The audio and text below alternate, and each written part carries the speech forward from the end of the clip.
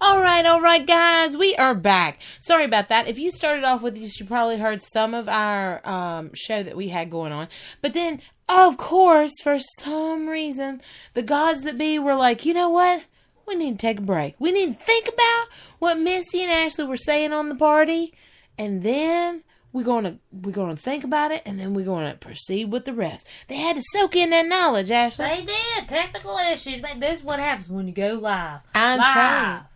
Live.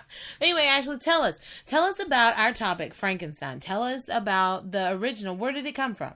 It actually came from, they started getting into some freaky shit, like they wanted to reanimate bodies, right? So, when that happened, right after that is when Mary Shelley came out with her novel. And that was in 1823, and it was published in France when she was only 20. Wait a minute. Her first edition of the novel was published anonymously in London in 1818 when she was only 20. She actually started writing the story when she was 18. And then she traveled throughout in 1814, journeying along different places. Anyways, that is, if you haven't heard about the story, it is actually, you probably live under a rock, and you probably can't hear this anyways. But, it is actually the body parts started getting so, like they were trying to reanimate somebody to bring them back to life. And we actually just watched not TV show, but the newest movie, which is awesome. It had Daniel Radcliffe in it. I think that's his name. Harry Potter. Yeah. He was actually in it, and the young Magneto. Yeah, and it was really good actually. And he is Hotto. Cool. It was. He is. And Magneto is a Hotto. He is. When you listen to him like offline, we saw him on what is it? Watch What Happens Live. Watch What Happens Live for the Andy Cohen, and God darn, that man's hot. He got an ugly old wife, but good Lord, he's hot. Why do you think he's got an ugly old wife? Well, she's not physically appealing to me, but apparently he likes Well, you're not a dude either. I guess. I'm physically appealing to me. Oh, Lord, you like to appeal to anything. But anyway, a long time ago, Julia Roberts played in the Mary Shelley, I think that's her name, Mary Shelley movie about Frankenstein and stuff. Really? Yeah. Why y'all didn't watch that? You know I love Julia Roberts. Well, it was she was in a maid's outfit, and it just didn't... ring to you? Yeah, no. Now, put her in that hooker's outfit with Richard Gere. That's a good show. Yeah. But here is some that when I looked up, Frankenstein, these are the things that came up. It was, someone did an experiment with the Earth swallowing black holes. When physicists first flipped the switch on the Large Hadron Collider, LHC, at least a few people held their breath.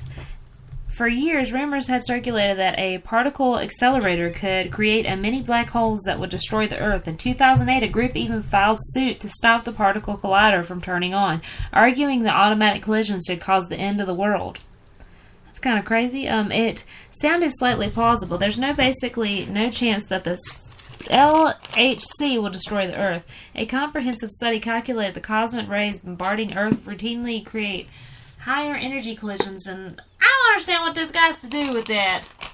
That's nice how you just gave up on that story right now. But there's actually zombie dogs. I want to talk to you about that. Hold on. Let's talk a little bit about the term Frankenstein. Now, when you think about it, you always think about that green fella and some, him stomping around. Well, that looks like Ashley after a night of partying. It does. She gets this green tone. Oh my God, I done seen you stomp all over the place, man. Yeah, she's trying to wear her high heels. You know how he has them platforms. She does, people. I wear boots. Well, there you go. There's my point. He wears boots too. And she's stomping around after a night of drinking. That's what's happening. That right there is your Frankenstein. I done found him. I know that I talk like a silver tongue. I tell you what. Oh, that's what it sounds. Yeah, right. Yeah, you sound like more like a lisp tongue once you get the drinking in you. I ain't got no lisp. Yeah. Oh, let me go over there and get me some more to drink. Yeah, that's what it sounds like. So anyway, let's talk about that. That's what he looks like. But also, what people don't understand is, well, they do understand. I'm just going to enlighten y'all that just don't know, about Frankenstein, which is probably none of you. But the aspect of people call him Frankenstein, but that was actually the name of the inventor of him. They just said it was Frankenstein's monster. Yeah. The kind of cool thing is it was like a German, like themed and stuff. And that's not too far from really the big thing of it. If you look back, and here I go again with that damn Hitler thing, and I'm sorry, y'all, but back then he had a team of very smart scientists, and they were doing all kinds of crazy stuff. So whether it was, reanimating corpses or whatever, it's kind of cool that they had that set in that setting. So, because there was very, very smart people that he had. He had like a team of, and it was called the Paperclip, I think Files or something like that. And that's when we brought him over here. And not to say we weren't smart before that, because we were, but then you add some of that German knowledge in there and bam, things just took off. Now we have cloning. So Ashley's talking to you about stuff that they've done with dogs, but think about it, people. Really, how far-fetched is it that you have Frankenstein, right? And they're taking body parts and they're trying to reanimate it. Well, these smart people have got so smart, they've said, oh, forget about it. Let's not talk about the body parts. Let's go back even further to make our own body parts, which is pretty much cloning. I mean, they're taking the pieces of DNA and making them into what they want. Why isn't everybody... I mean, it's pretty much everything that has to do with cloning is Frankenstein nowadays, Not to mention, we have artificial arteries, and then we also have artificial heart type things that will shock your heart to come back to get more. That's called a pacemaker, man. Yeah. Oh, yeah. They sound good. Them artificial things. Yeah. They have all kinds of... That's the wind going out of my sail, asshole. Yeah. Can I talk about those dogs now? Go on, give it a shot on them damn dogs. I just had to rant there for a minute. In 1940, Russian scientists released a video, which is on YouTube, and it's really messed Did you up. say it was Russian? Right over there, them Germans, I tell you. Damn it, this is a different story. I'm just saying, over there they're really smart about that stuff. I don't know why, but they are. Were kept alive for several hours, wiggling their ears in response to sounds and even licking their mouths. The scientists claimed they would keep the animals alive by artificial blood circulation system. What they did is they took a dog's head and they cut it off and they put blood to circulate through it to bring it back to life, and it actually responds to certain things. Like I said, if you really want to ruin your day, you can look it up on YouTube. Well, I have a question about that. They say that when a person... Now, you had a cat, right, Ashley? That it passed away. That is actually a later one that was the Lazarus project. Pretty much what happened with my cat. Okay, tell us about the Lazarus project. I'm not a cat fan. There's only a few I love cats. They either have to be incredibly fat and ugly, or... Well, no, I like Ken's cat. Have personality. He's incredibly fat and attractive. Yeah. Yeah. They have to have a personality. I can't just have a regular ass cat. Yeah. Our cats are kind of mean to each other and kind of mean to... They're picky, so I like them. They got a personality. That's what we like to say. Anyways, I had this one cat, and she was a stray, and she was crazy looking anyways. And finally, I caught her in a fishing net, and because she was outside, and I was like, man, she's going to have some new babies. It wasn't really like we were going to claim her. We were going to let her go afterwards because we just wanted to get her fixed. Because we didn't want her to just keep reproducing and stuff like that. And then we just wanted, if she wanted to run on, she can run on, man. So what happened is I caught her with a fishing net, and we brought her inside, and she was already pregnant. So I'm like, okay, I'm not going to kill the babies. I'm just going to let her ride it out. I mean, this damn cat was solid white, and her tail was all messed up, like somebody already messed her tail up. And God, she's just, I couldn't stand that cat. Anyways, so I kept her. I had a nice heart, and something went wrong with her pregnancy. So when I went to go get her taken care of to get fixed, after she had one baby and the other one, none of them made it. So when I went to go take her to get fixed, also I'm thinking, okay, whatever, she's going to get fixed. I'm going to go pick her up, bring her home, because I'm going to take care of this cat. She's mentally messed up and all this other stuff. And I got a call from the doctor saying that the cat had passed if I wanted to bring it back to life. I'm like, well, yeah, do what you can, try to. And when the cat came home, it was blind and it was handicapped. So I seriously had to... That was a delightful story. But no, long story short... So I had to feed the cat like a baby. Like, I seriously had to nurse it back to And health. she nursed her, and then she walked around like Hitler. There you go. Hitler's all in there. Yeah. But in that same aspect of the Lazarus project, if you look that up, that is actually that... they had these foxes, or what was it? A box terrier? It was terrier, some sort of, like, they had an animal that kept on naming it Lazarus, and it would die And then they always thought if it wasn't, like, really critically dead, then you could bring it back to life. And every time they brought it back, it would have too much air on the brain, which is what happened to my cat. And it wouldn't be right. It would either come back blind and mentally handicapped. That's the product of it. But they actually brought these animals back to life. They called it Lazarus from the Bible. So that was actually an experiment. Apparently, I had that experiment. Well, not it. You want me to tell you what Lazarus is in the Bible? I'll tell you what it is. Okay.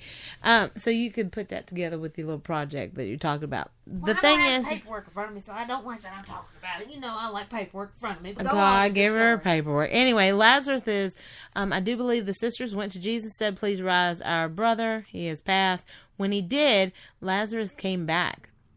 But the funny thing is that he never smiled again, they said. And that Jesus did bring him back, but he wanted to be on the other side. That's kind of tying in with ghost hunting here, people. He always wanted to, they said he never smiled again. That when he went over there, that was a happy place and stuff. So it makes you think, where does that fit all into ghost hunting, you know? That was even in the Bible. Now, we got to listen to getting off on a little tirade here. We got to listen to this lady recently, Christina Rake, I think her name is. Great lady. And she talks about how many times in the Bible they talk about spirits and stuff like that. But that was really cool. That's a Lazarus story. So anyway, go on, Ash. Okay, in that, it is the Lazarus Project, like I was saying, in the 1930s, University of California researcher Robert Cornish believed he could revive dead organisms as long as they hadn't suffered major organ damage. He asphyxiated 4 fox terriers, which he named Lazarus, and placed them in a seesaw-like machine. The odd contraption circulated the corpse's blood by moving up and down while the Cornish administered a cocktail of adrenaline and anticoagulants.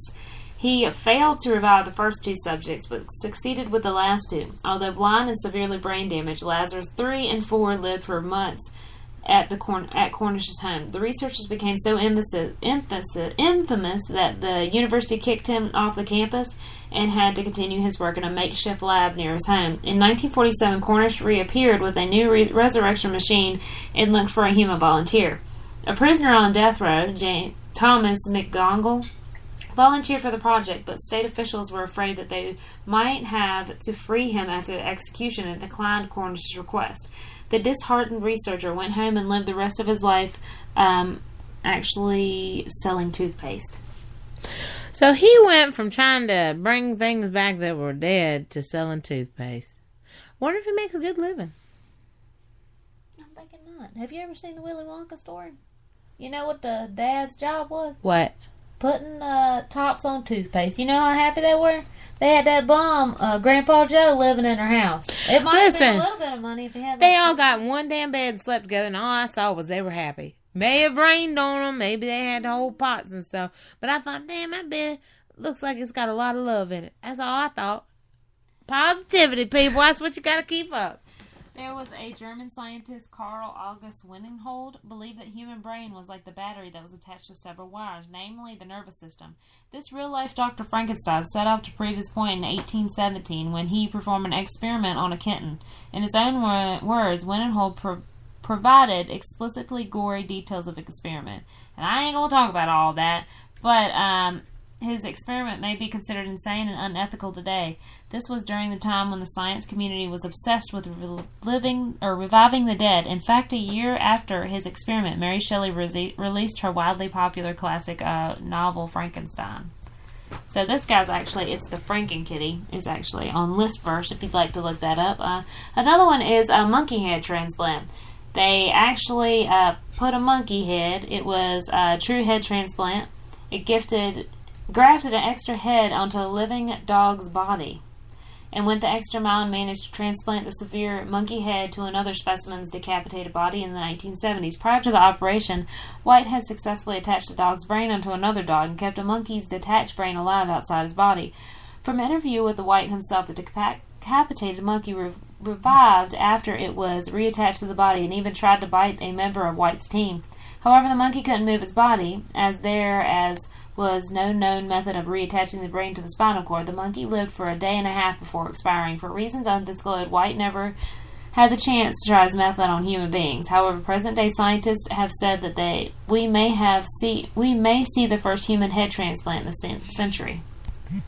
So that's always nice. You got that. And the dog experiment that I was really excited about, or not excited about, it was a little bit different. I read it a while back, and it kind of worried me. It got me a little upset.